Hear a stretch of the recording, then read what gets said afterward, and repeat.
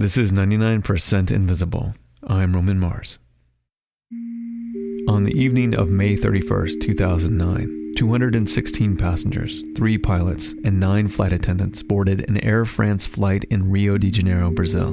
The flight was headed across the Atlantic Ocean to Paris.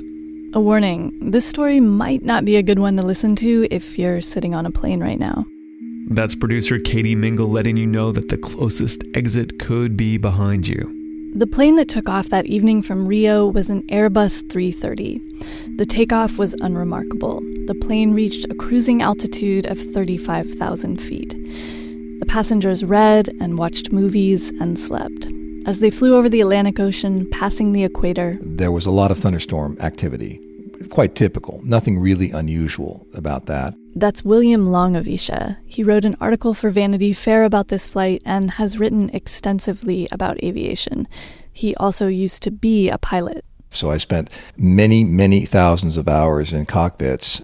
Which means he's particularly well suited to tell the story of Air France Flight 447. It was a long flight. So they had 2 co-pilots, known as first officers, and 1 captain. They would fly the plane in shifts, 2 of them flying while 1 slept. We know that the flight proceeded normally for several hours. And then, with no communication to the ground or air traffic control, it suddenly disappeared. Some pieces of the plane and several bodies were found days later floating in the Atlantic. But it would be 2 more years before most of the wreckage was found deep in the ocean. All 228 people on board had died. When the wreckage was found, they also recovered the cockpit voice recorder and the flight data recorders. And they were in good shape. The recordings were able to tell a story about how Flight 447 ended up in the bottom of the Atlantic Ocean. And the story they told was about what happened when the automated system flying the plane suddenly shut off and the pilots were left surprised, confused, and ultimately unable to fly their own plane. Automation in flight has been around for a long time. The first so-called autopilot was invented by the Sperry Corporation in 1912, and it allowed the plane to fly straight and level without the pilot's intervention. In the 1950s, the autopilots got better. So that you could program an autopilot to follow a route, not just to keep the wings level. This was making the pilot's job a lot easier. But there was still a lot to think about in the cockpit of an airplane. Controlling the electric systems, controlling the hydraulic systems. And because of all this, most planes had 3 people in the cockpit, 2 pilots and an engineer. Flight engineers sat behind the pilots, and they manipulated and managed these increasingly complex systems. But by the 1970s, all of those complex systems were also automated, and flight engineers lost their necessity and their jobs. By this time, the jet engine had replaced the piston engine, making planes much more reliable. And studies were showing that most accidents were being caused not by mechanical error, but by human error. And a French company called Airbus thought that they could make planes safer by letting automation carry an even bigger part of the burden of flying. Airbus was a leader. Airbus has always been quite radical in its design philosophy. Led by a guy named Bernard Ziegler, Airbus set out to design what they hoped would be the safest plane yet, a plane that even the worst pilots could fly with ease. Bernard Ziegler, he famously said that he was building an airplane that his concierge could fly. Ziegler's plane not only had autopilot, it also had what's called a fly-by-wire system. So this can get a bit technical, but basically an autopilot just does what a pilot tells it to do. Fly-by-wire is a computer-based control system that can interpret what the pilot wants to do and then do it smoothly and safely. So if the pilot pulls back on his or her stick, the fly-by-wire system will say, "Oh, I see that you want to pitch up, and here, I'll do it for you at just the right angle and rate." Importantly, the fly-by-wire system will also protect you from getting into an aerodynamic stall. So in a car, a stall happens when the engine stops turning, but in a plane, stalling is different. Basically getting so slow that the wings no longer function correctly and the airplane, loses altitude, put it that way. A stall in a plane can happen when the nose of the plane is pitched up at too steep an angle. A steep angle can cause the plane to lose lift and start to descend. Stalling in a plane is not good. Stall for long enough and you will crash. But fly-by-wire automation makes it impossible to do, as long as it's on. Unlike autopilot, the fly-by-wire system cannot be turned on and off by the pilot. You can't turn this automation off. But here's the thing. It can turn itself off. And that's exactly what it did on May 31st, 2009, as Flight 447 flew through the night sky over the Atlantic Ocean. At some point, having flown normally for a few hours, the captain had gone back to sleep. This meant the two co-pilots were in control of the plane. They encountered some weather. It wasn't rough. They never hit significant turbulence. So far, nothing out of the ordinary. And then? Suddenly, they lost airspeed indications. A pressure probe on the outside of the plane had iced over. The automation could no longer tell how fast the plane was going. At this point, autopilot disconnected. At the same time, the fly-by-wire system degraded by one step. So the autopilot turned off and the fly-by-wire system shifted into a different mode, a mode that did not protect against aerodynamic stall. None of this was ideal, but it also wasn't a reason to panic, according to William. The plane was still basically flying straight and steady. The airplane was not upset. Had they done nothing, they would have done exactly what they needed to do. Nothing. But that's not what happened. The co-pilot in the right seat put his hand on his control stick, a little joystick-like thing to his right. And he pulled it back. Not just a little. He pulled it 3/4 of the way back. Why he did that is a major question. Perhaps he was startled or reacting to some turbulence. It's important to note that he did not tell the other pilot in the cockpit, the guy in the left seat, what he had just done. If he had, maybe his co-pilot would have known the dangerous situation they were about to be in. In an Airbus, the two pilots have separate control sticks that move independently of each other. In other commercial airplanes, the controls would move in unison so that you would actually feel the moves your co-pilot was making on their controls. This design variation may also have contributed to what was about to become a very bad situation. In any case, as the pilot in the right seat pulled back on his stick, the airplane put its nose up and started to soar upward. When stall protections are in place, the plane won't just warn you not to pitch it at such an extreme angle. It physically will not let you do it. But remember, the plane had shifted into a mode in which it wasn't offering that underlying protection. As the angle got steeper and steeper, the air couldn't flow smoothly across the wings, and the plane began to stall. The plane was angled up, trying to gain altitude, but it actually began to lose altitude. A warning began to sound. The plane couldn't prevent a stall, but it could still warn that a stall was happening. It said stall, stall, stall. It would have sounded like this. Stall, stall. Stall, stall. And you'd think that if you heard this alarm, someone would say, "Hey, I think we might be stalling."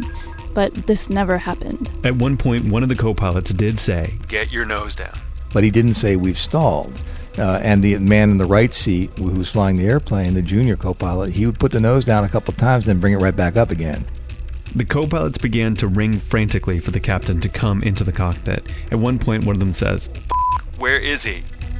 The airplane was shaking. All kinds of alarms were going off. 1 minute and 38 seconds after the episode started, the captain came into the cockpit and asked, "What's going on here?" The co-pilots did not say, "We're in a stall." Instead, one of them said, quote, "We've completely lost control of the airplane and we don't understand anything. We've tried everything." The captain had walked into a difficult scene to understand. Everyone was confused. Were they descending or climbing? At times, they couldn't seem to figure it out. Finally, they seemed to realize they're in a fast descent, losing thousands of feet per minute. But why? They couldn't figure out why.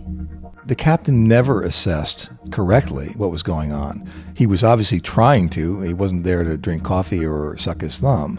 But he was never able to figure out what was going on, even though it should have been amply obvious what was going on. But for whatever reason, it wasn't obvious to them what was going on. They didn't know they were in a stall. If they had realized it, Williams says, the fix would have been clear. It's basic. It's Pilot School 101. The recovery would have required them to put the nose down. Power doesn't matter. Just get the nose down, get it below the horizon, regain a flying speed, and then pull out of the ensuing dive. The plane continued falling down at a jaw-dropping pace, losing several thousands of feet per minute. But since they started at 37,000 feet, for a while there was still time for a recovery. So for quite a long time, a normal crew would have been able to recover. And at the very end, at around 16,000 feet, the best crew in the world only probably would have been able to recover. And below that altitude, no crew would have been able to recover because they simply didn't have the space beneath them to execute the dive before hitting the water. But in any case, they never tried to do it. And so they rode this airplane down, expressing confusion the whole time, and finally expressing certainty that they were going to die. 4 minutes and 20 seconds after the incident started, they pancaked into the water at a very high descent rate, and of course it killed everyone instantly.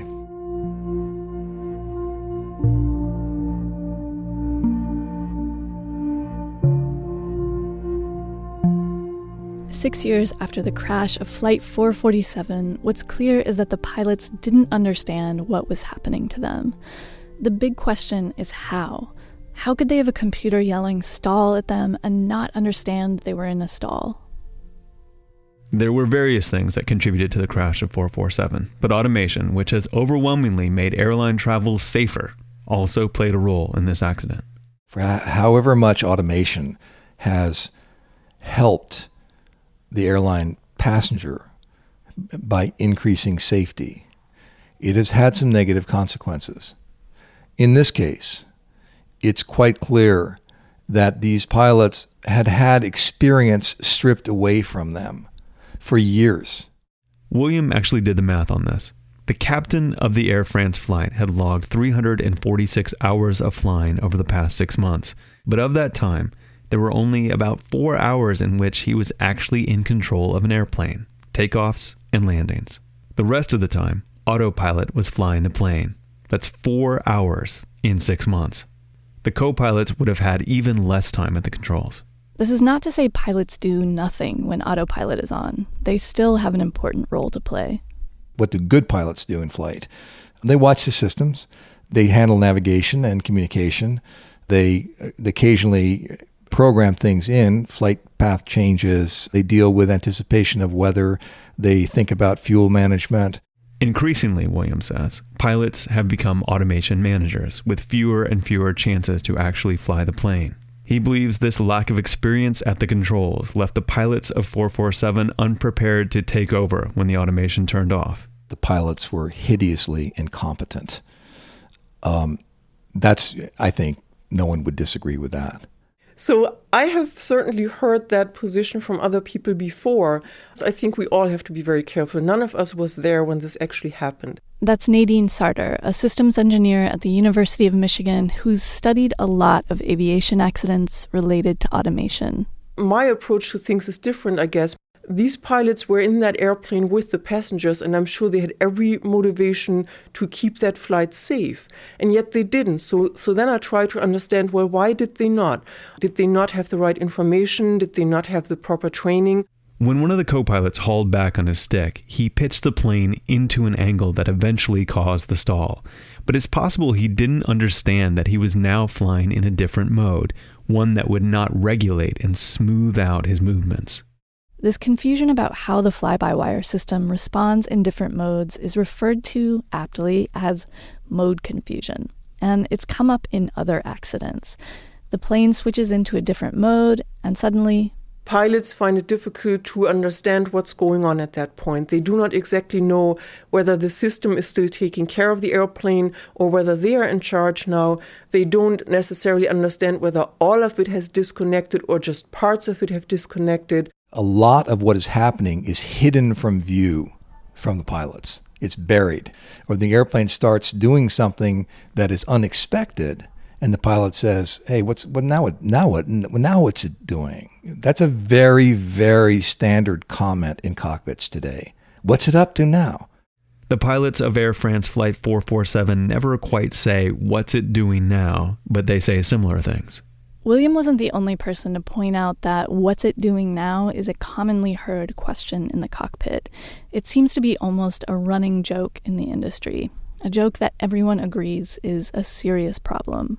What's the most often asked question in our cockpits? What's it doing now? Right?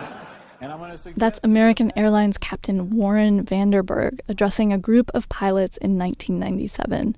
People have been talking about this issue way before the crash of Flight 447. It's just that no one's really figured out how to solve it yet.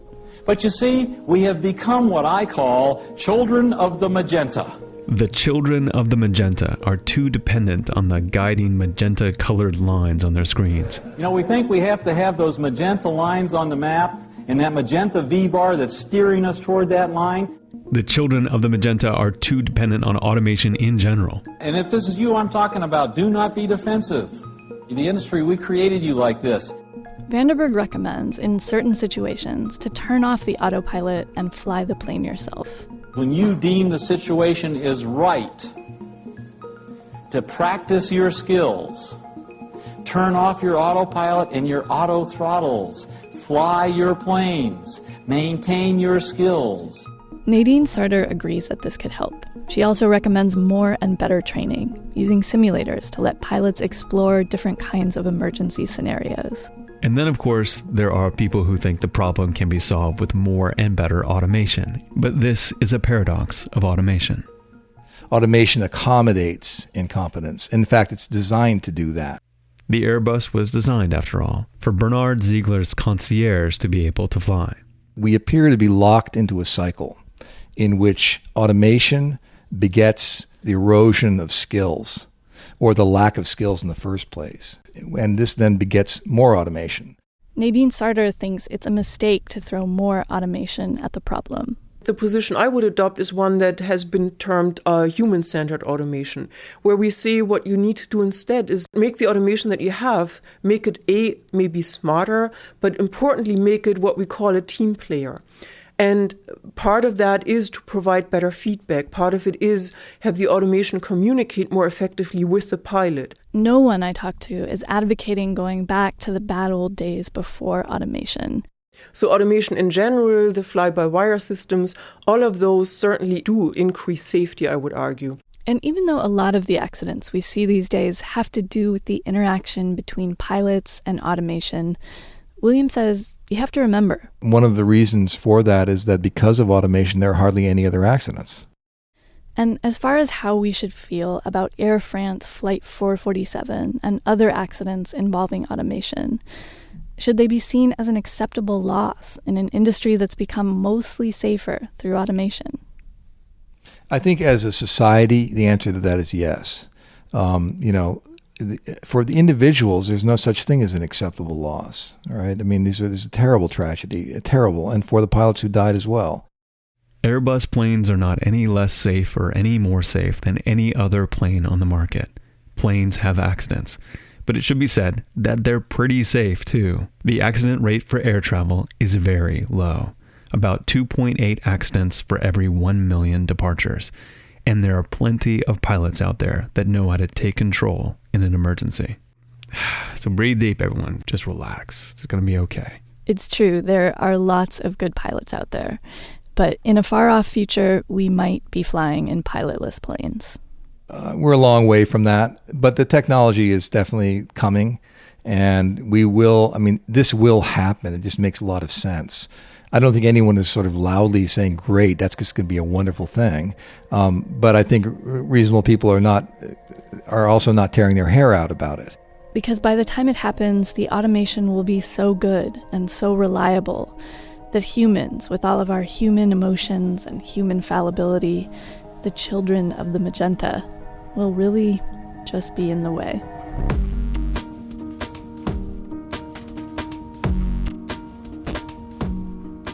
99% Invisible was produced this week by Katie Mingle with Sam Greenspan, Avery Trufelman, and me, Roman Mars. We relied heavily on the reporting and expertise of William Longavisha for this piece, so special thanks to him. He went above and beyond for us. And if you want an even more in-depth minute-by-minute analysis of the crash of Flight 447, check out his piece in Vanity Fair. It's called The Human Factor. And on the next episode of 99% Invisible, we're going to take this idea of the automation paradox and use it as a lens to view the next great design challenge in automation, when we all potentially become the children of the Magenta in our self-driving cars. It's our first two-part series, so stay tuned.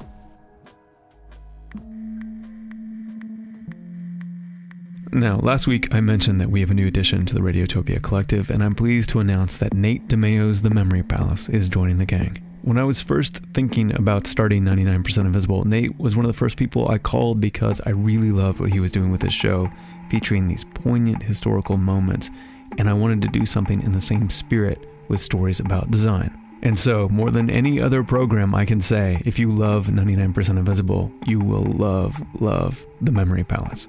Nate and I are friends, and he once recommended a history book to me, and on page 325 I noticed a couple of sentences that were a tiny but really striking digression from the main narrative. And I'd like to think that I would have noticed the charm of this historical footnote on my own, but the real reason it stood out to me was because I knew it sparked an episode of The Memory Palace. Most Memory Palace pieces start on page 325 of some book. That voice you just heard is Nate DeMeo. The Memory Palace has a special way of zeroing in on these moments in history that light up your imagination and hit you in the gut or make you smile. I had noticed that there were these historical things that would jump out from long, Ken Burns documentaries, or the one moment in some historic home tour when that object on the mantelpiece actually jumps out and says, wow, that's amazing. Look at that beautiful thing. And so often I noticed that the things that moved me were these focused things. They were recognizing the single object. They were, the incredible twist in someone's story. And I wanted to find out on some level if there was a way to cut to the chase, if there was a way to focus so tightly. It was almost just an aesthetic, artistic challenge. Is there a way that I can replicate this feeling of being moved, or having my, head blown off, or having my heart broken? This thing that I have once felt, is there a way that I can get people to feel that same thing? Can I retell the story in such a way that they don't have to take the whole historic home tour, or they don't have to sit through all 9.5 hours of this documentary series? Is there a way to kind of crystallize it and turn this sweeping historical story into a pop song? But the Memory Palace is never just a simple historical anecdote. There's always something more going on. There is a subject and then there is meaning. There are themes, which is different than plot. On some level, I'm not merely trying to, tell a historical story. I'm trying to conjure it. I'm trying to have it sort of live in the listener's mind for a bit and then melt away. I really like his show so much that I had a hard time selecting which episode to present. So I asked Nate which episode really stood out to him as the one that did all the things he was hoping to achieve in the Memory Palace. And he picked this episode. Enjoy. This is the Memory Palace. I'm Nate DeMeo. The world loved a World's Fair.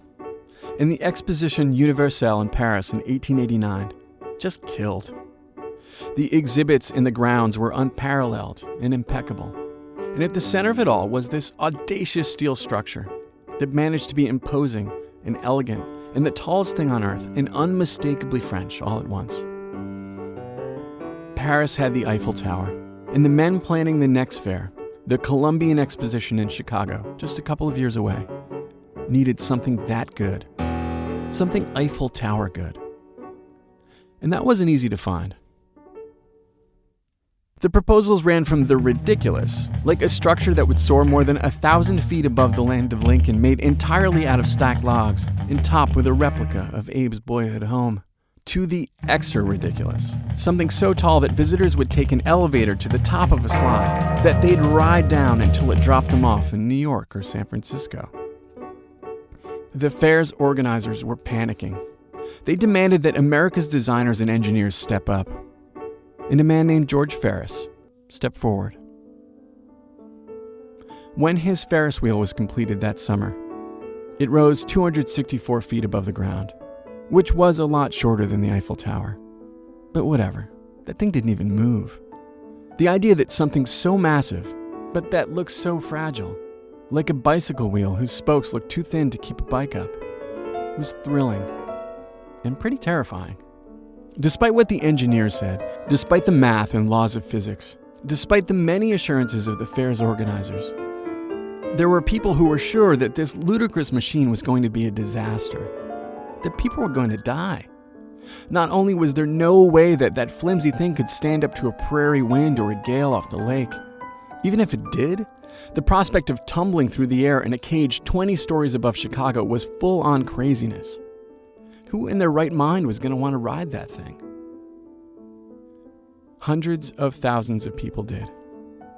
Despite the fact that during its first test run, hundreds of bolts and loose parts rained down on spectators below. Despite real stories of panicked riders trying to escape through the windows when they realized exactly how high 200 feet was. Despite apocryphal stories of suicides and severed limbs, this Ferris wheel, this thing that is basically a kiddie ride today, was a bigger thrill ride than any quintuple loop open car reverse twist rocket coaster they might have at Six Flags. The papers, even some in France, said it was the marvel of the age, better than the Eiffel Tower. That almost mundane sensation we have now of looking down from above, of moving through space, up and out and down and back around. No one had ever felt those things before. And of course now we can't really feel them again. We've gone around too many times. We've looped too many loops. But back in 1893, you could pay your 50 cents and climb into a car right after sunset during the golden hour and experience something entirely new. You could rise up above the World's Fair, where down below Americans were eating hamburgers for the first time, where Buffalo Bill and Frederick Douglass and Mark Twain were sightseeing, where entire villages from Egypt and Algeria had been brought and reconstructed, where people heard ragtime for the first time, saw hula dancers and belly dancers, and you could come back to Earth and walk out and be among the first people in human history to walk around at night with lights on.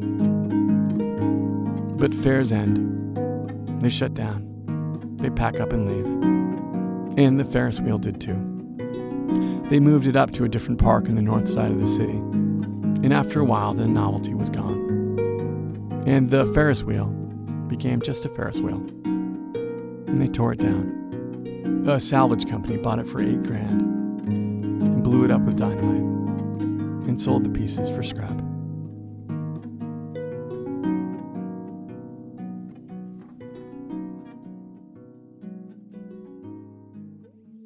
That's The Memory Palace from Nate DeMeo, now from Radiotopia. After a couple years of not putting the show out very regularly, he was writing TV shows and books and stuff. I'm pleased to say he's releasing weekly episodes through the summer, so get on board. You're going to want to set aside 5 minutes or so to listen to it the moment each new episode comes out. That's what I'm going to be doing. You can find the show and like the show on Facebook. You get little hints of what's coming up on the show if you pay attention to Facebook. We're also on Twitter, Instagram, Tumblr, and Spotify too. But if you want to learn all the things there is to know about 99% Invisible, the best place to do that is at 99pi.org. Radiotopia.